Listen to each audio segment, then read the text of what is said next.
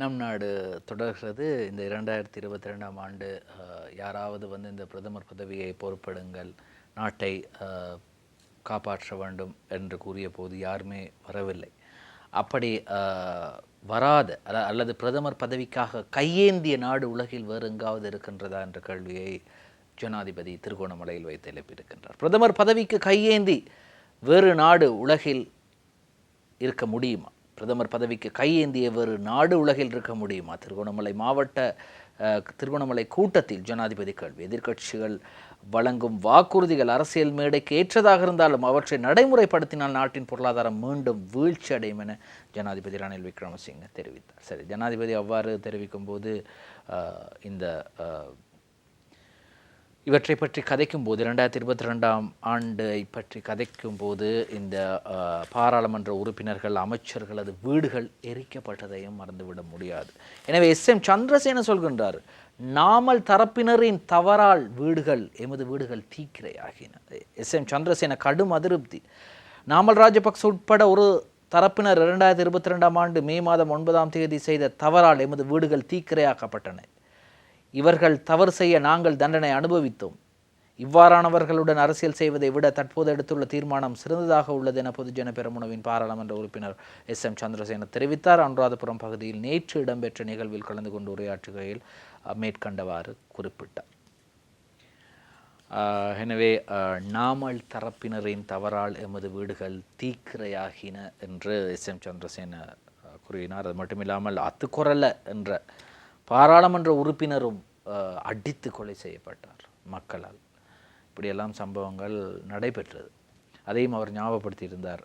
முன்னாள் பாராளுமன்ற உறுப்பினர் அத்துக்குரல் அவர்களது மரணம் தொடர்பாகவும்.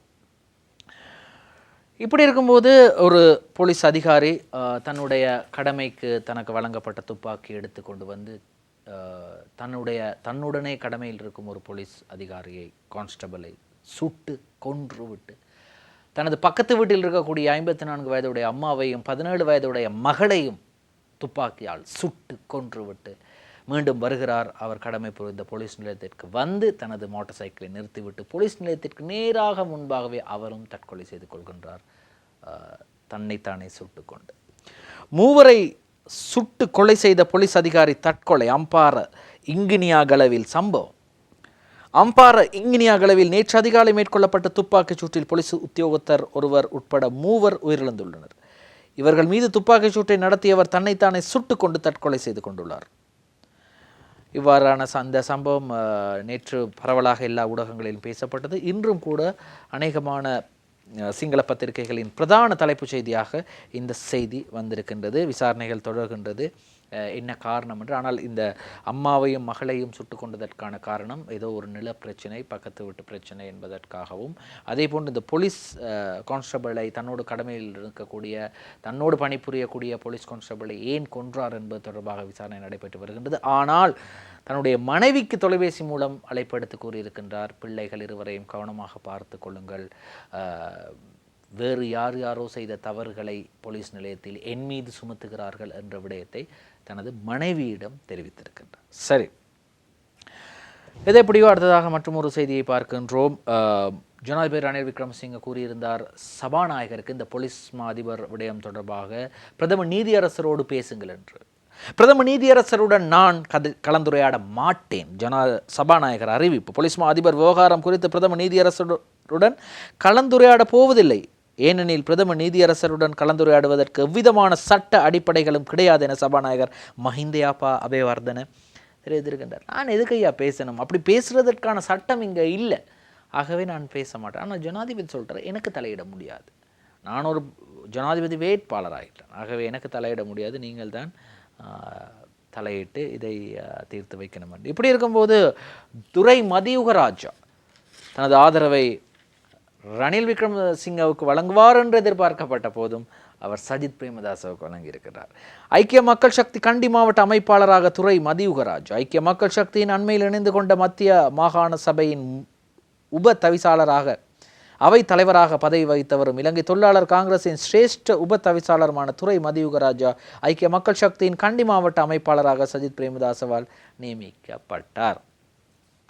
அதான் இப்போ ஐக்கிய மக்கள் சக்தி. அப்போ நீங்கள் நினைக்கலாம், ஏனையா கண்டி மாவட்டத்தில் வந்து வேலுக்குமார் பாராளுமன்ற உறுப்பினர் இருக்கார் தானே என்று. அவர் ஐக்கிய மக்கள் சக்தி கட்சியை சேர்ந்தவர் அல்ல.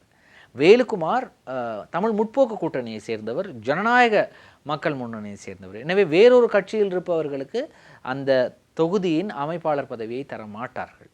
ஆகவே தான் துரை மதியுகராஜாவை கண்டி மாவட்ட அமைப்பாளராக நியமித்திருக்கின்றார்கள். சரி, இப்படி இருக்கும்போது எங்களுக்கு மீண்டும் கேஸ் வரிசையில் நிற்க முடியாது, எங்களுக்கு மீண்டும் எரிபொருள் வரிசையில் நிற்க முடியாது, எங்களுக்கு மீண்டும் பால்மா வரிசையில் நிற்க முடியாது. ஆகவே அதுக்கு நாங்கள் என்ன செய்யணும் அப்படின்ட்டு சொல்கிறார். மீண்டும் வரிசையில் நிற்கவே முடியாது. ராஜாங்க அமைச்சர் பியால் நிஷாந்த் அறிவிப்பு. ஒழுக்காற்று நடவடிக்கை எடுக்கப்பட போவதாக தெரிவித்து கடிதங்களை அனுப்பி பயமுறுத்தும் செயற்பாடுகளுக்கு நாம் அஞ்சப்போவதில்லை. வீழ்ச்சியடைந்த தேசத்தை கட்டியெழுப்பிய தலைமைத்துவத்துக்கு மரியாதை கொடுக்கவே ஜனாதிபதி ரணில் விக்ரமசிங்கவுக்கு ஆதரவு வழங்க தீர்மானித்தோம். எம்மால் மீண்டும் வரிசையில் நிற்க முடியாது, மீண்டும் அடிவாங்க முடியாது, தீ வைக்கும் சம்பவங்களுக்கு முகம் கொடுக்க முடியாது என்று கடற்றொழில் ராஜாங்க அமைச்சர் பியால் நிஷாந்த் தெரிவித்தார். அதாவது மக்கள் கோபப்பட்டு ஆத்திரப்பட்டு அந்த ஆத்திரத்தின் வெளிப்பாடாகத்தான் அவர்கள் வீடுகளையும் எரித்து, சிலரை அடித்து, சிலரை தூக்கி பேர வெவவில் போட்டார்கள். அது பக்கத்தில் தான் இருக்கின்றது. இப்படி அந்த பேர வெவவில் கொண்டு போய் போட்டார்கள். எனவே அந்த அந்த மக்களுக்கு வரக்கூடிய அந்த ஆத்திரம், கோபம் மக்களுக்கு கிடைக்கக்கூடிய அத்தியாவசிய தேவை கிடைக்காவிட்டால் வரக்கூடிய சாதாரணமான கோபம் தான். அது பழிவாங்கும் ஒரு கோபம் அல்ல, ஒரு சாதாரணமான கோபம். இது எனக்கு கிடைக்கவில்லையே, இதற்காக நான் இவ்வளவு தூரம் நிற்கணுமா, பணம் கொடுத்து வாங்கவே நான் இவ்வளவு தூரம் நிற்க வேண்டுமா என்ற ஒரு ஏக்கம்தான்.